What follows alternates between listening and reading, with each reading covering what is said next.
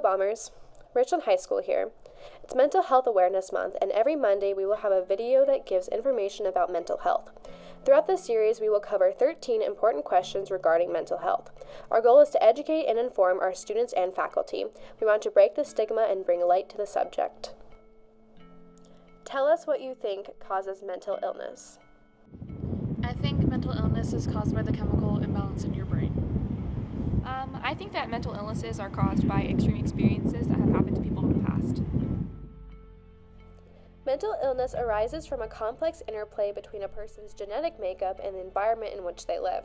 Mental illness is a medical condition diagnosed by a trained healthcare professional using established diagnostic criteria. True or false? Mental health and mental illness both involve the brain and how it functions. True. True. Most people don't really understand that it's not something a lot of people have control of. True. Healthy brain is what gives us mental health. Sometimes people forget that negative emotions like crying, feeling sad occasionally, or getting annoyed or angry are part of a good mental health. It is important to understand that everyone has mental health just like everybody has physical health. The brain plays a vital role in this. Different parts of the brain are responsible for doing different things. Most things a brain does depends on many different parts of the brain working together like a team. When the brain is not functioning properly and the person experiences problems that interfere with his or her life in a significant way, they may experience a mental illness. Mental illness is very different from a mental health problem. When a person has a mental illness, their brain may not be working as it should. Why do you think people have a difficult time discussing mental illness? I believe people find it hard to discuss mental illness just because people spend so much time saying that it's not real or that they're just going through a phase. Like depression and anxiety, it's something that's so hard to prove to others that you have that people just assume you're faking it for attention or something like that.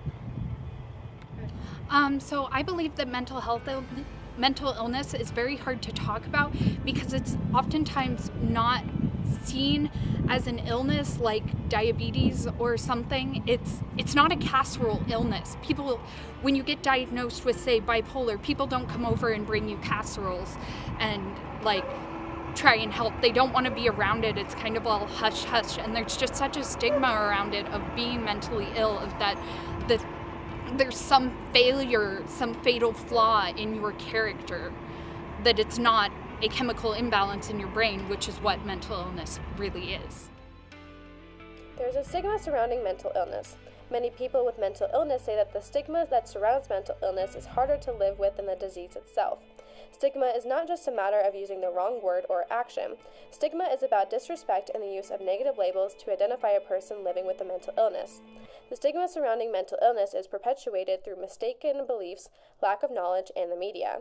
The fear of being labeled with a mental illness often prevents people from seeking the help and treatment they need.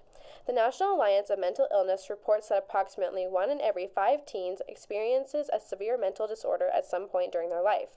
If it is true and it's so common, why aren't we talking about it?